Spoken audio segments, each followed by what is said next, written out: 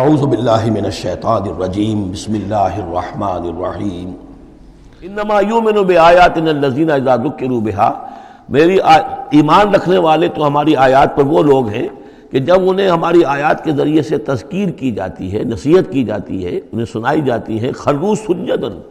وہ سجدے میں گر پڑتے ہیں، وسبحوا بحمد ربہم، اور وہ اپنے پروردگار کی حمد کے ساتھ تسبیح کرتے ہیں، وہم لا یستکبرون، اور وہ گھمنڈ نہیں کرتے، تکبر نہیں کرتے۔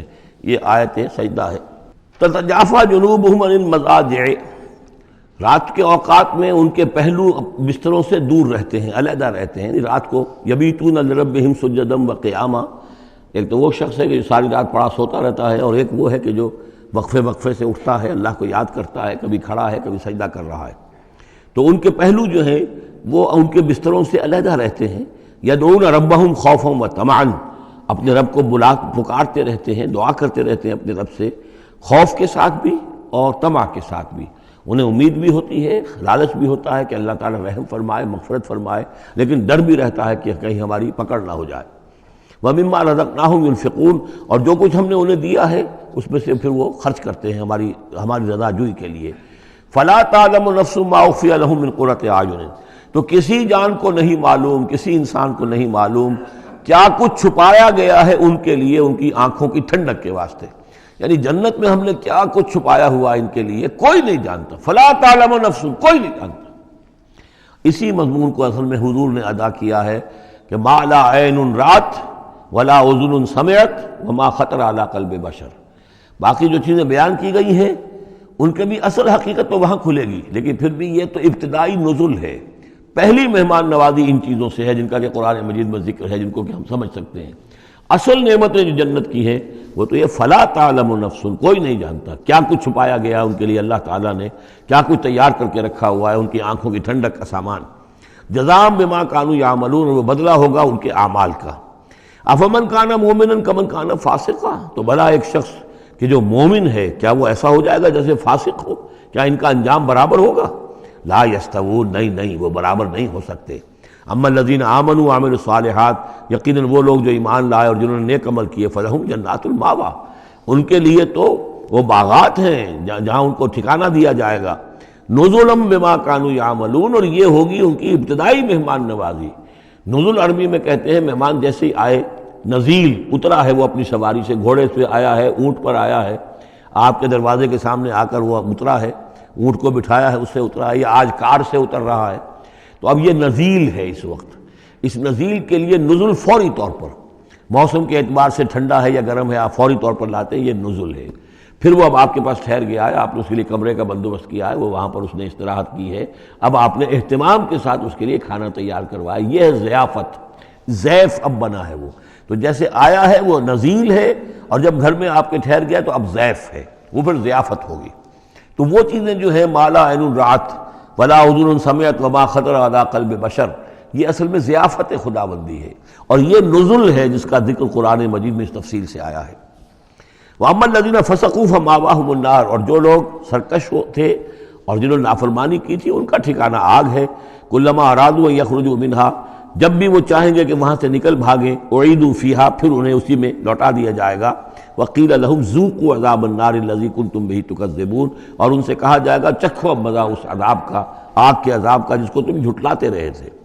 وَلَنُذِيقَنَّهُم مِّنَ الْعَذَابِ الْأَدْنَىٰ دُونَ الْعَذَابِ الْأَكْبَرِ لَعَلَّهُمْ يَرْجِعُونَ۔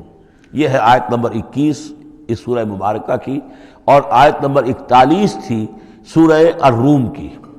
ظہر الفساد فی البر والبحر بما کسبت ایدی الناس لیذیقہم بعض الذی عملوا لعلہم یرجعون۔ ہم لوگوں کے کرتوتوں کے کچھ اعمال کی سزا دنیا میں دے دیتے ہیں، شاید کہ یہ جاگ جائیں، ہوش میں آ جائیں اور یہ لوٹ آئیں، پلٹ آئیں، توبہ کریں۔ یہاں فرمایا ہم لازماً انہیں چکھائیں گے مزہ چھوٹے عذاب کا، ادنا، عذاب الادنا، دون العذاب الاکبر، اس بڑے عذاب سے پہلے لعلہم یرجعون، شاید کہ یہ جاگ جائیں، شاید کہ ہوش میں آ جائیں، شاید کہ لوٹ جائیں، شاید کہ توبہ کریں۔ یہ بات جو ہے آ چکی ہے کہ رسول جب بھی بھیجے جاتے تھے تو اللہ تعالیٰ کی طرف سے اس قسم کی تنبیہات کا سلسلہ آتا تھا تاکہ لوگ بیدار رہیں۔ وَمَنْ أَظْلَمُ مِمَّنْ ذُكِّرَ بِآيَاتِ رَبِّهِ ثُمَّ أَعْرَضَ عَنْهَا، اس سے بڑھ کر ظالم کون ہوگا جس کو نصیحت کی گئی اب اس کے رب کی آیات کے حوالے سے پھر بھی اس نے اعراض کیا، یعنی ایک تو نصیحت کوئی کر رہا ہے وہ اپنا جو فلسفہ بھگار رہا ہے یا کوئی اپنی عقل لڑا رہا ہے، اپنی منطق لڑا رہا ہے، ایک یہ کہ اللہ کی آیات کے ذریعے سے تذکیر کر رہا ہے، پھر بھی اس سے اعراض کریں۔ ثم اعرض عنھا انا من المجرمین منتقمون، ایسے مجرموں سے تو ہم انتقام لے کر رہیں گے۔ وَلَقَدْ آتَيْنَا مُوسَى الْكِتَابَ فَلَا تَكُنْ فِي مِرْيَةٍ مِّن لِقَائِهِ،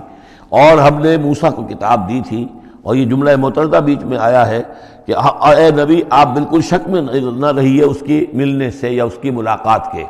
اس کا ایک ترجمہ یہ کیا گیا ہے کہ شب معراج میں حضرت موسیٰ سے بھی حضور کی ملاقات ہوئی تھی، تو اس کی طرف اشارہ ہے کہ آپ کی جو ملاقات ہوئی تھی وہ موسیٰ ہی سے ہوئی تھی، اس میں کوئی شک نہ کیجیے۔ لیکن زیادہ جو قرین قیاس ہے اور جو سیاق و سباق کے ساتھ مناسبت رکھتا ہے وہ یہ ہے، تو اے نبی آپ بالکل کوئی شک نہ رکھیں اس بات میں کہ جو کتاب موسیٰ کو دی گئی تھی وہ واقعتاً اللہ کی طرف سے تھی، کتاب کا ملنا اللہ کی طرف سے تھا، اور اس قرآن کا ملنا جو آپ کو ملی ہے یہ بھی اللہ کی طرف سے ہے۔ اور حضور سے خطاب کرتے ہوئے بھی در حقیقت یہاں پر روح سخن جو ہے وہ لوگوں سے ہے کہ تم کوئی شک نہ کرو کہ تورات اللہ نے ہی دی تھی حضرت موسیٰ کو، اور قرآن اللہ ہی نے دیا ہے محمد کو صلی اللہ علیہ وسلم۔ وَجَعَلْنَاهُ هُدًى لِّبَنِي اسرائیل، اور اس کو ہم نے ٹھہرایا تھا،